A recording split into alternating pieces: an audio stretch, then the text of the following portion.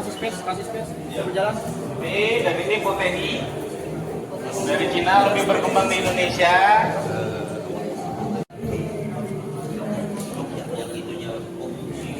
Di sana ada banyak sekali timun atau dibuat macam-macam makanan. Timun, sate timun, dan soto timun. Kali tinggal di desa Timun.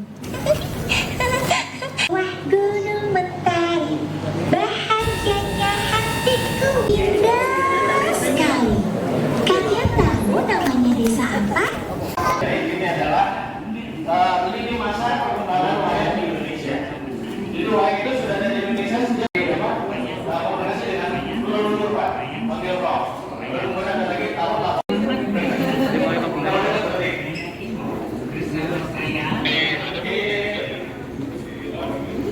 Lanjut ini ruang Santekaning Cendekiawan. Berarti memang wayang ini yang kencana, gayanya gaya Yogyakarta, ukurannya medium. Baik. Ini yang unik banget ada boneka Sunyil.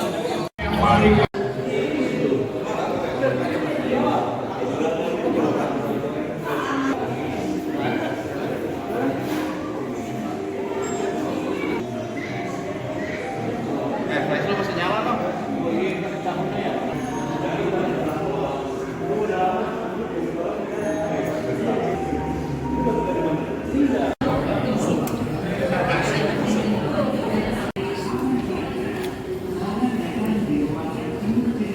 Ini kunjungan saya pertama ke sini, ke Museum Wayang, tapi memang Museum Wayang ini saya udah lama lihat.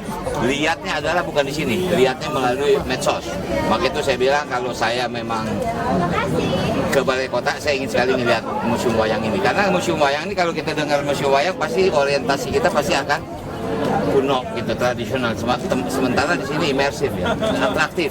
Nah itu yang mempunyai nilai plus.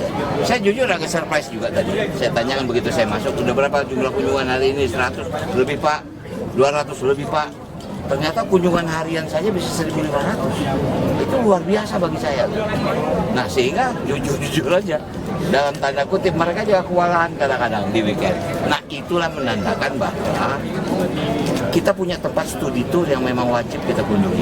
Saya sangat setuju kalau anak-anak kita mau studi tour ke Jakarta, yuk kita datang memang yang bisa memberikan edukasi gitu loh. Nah jadi sekali lagi saya surprise. Ya, saya mohon yuk anak-anak Jakarta kita berkunjung ke museum. Di sini ada Museum Wayang, pasti asik. Kita akan tahu sejarah tentang perwayangan dari mulai tahun ke tahun, material apa yang dipakai, dan pasti ada pementasan wayang yang memang dibuat oleh anak-anak itu sendiri. Jadi intinya sebetulnya itu. Gimana? Sama bulan puasa ini ada peningkatan jumlah pengunjung? Iya, makanya tadi saya pertama kali masuk, yang saya tanya hari ini berapa? Jujur loh, saya pikir tadi cuma 100-200 lebih. Bahkan ya maaf, ada tolak ukur misalnya. Pak, jadi gini, kita kan kerjasama dengan sebuah bank. Bank itu cuma memplotting itu nggak lebih dari, maaf nih, kalau misal nominal sekian puluh juta. Itu untuk sekian lama dan untuk 10 museum. Ternyata dari satu museum saja lebih. Nah saya bilang ini mesti dibaca kan, artinya itu ditambah kapasitasnya.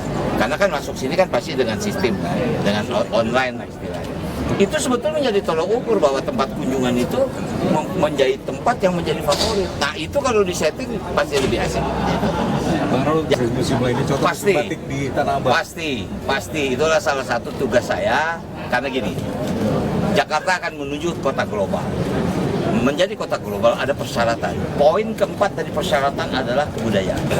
Nah kebudayaan yang paling terbesar adalah masa revitalisasi museum. Berarti harus kita lakukan revitalisasi. Nah untuk meningkatkan daya kunjung, selain memang pola tradisional yang kita sajikan, tapi imersif harus kita masukin.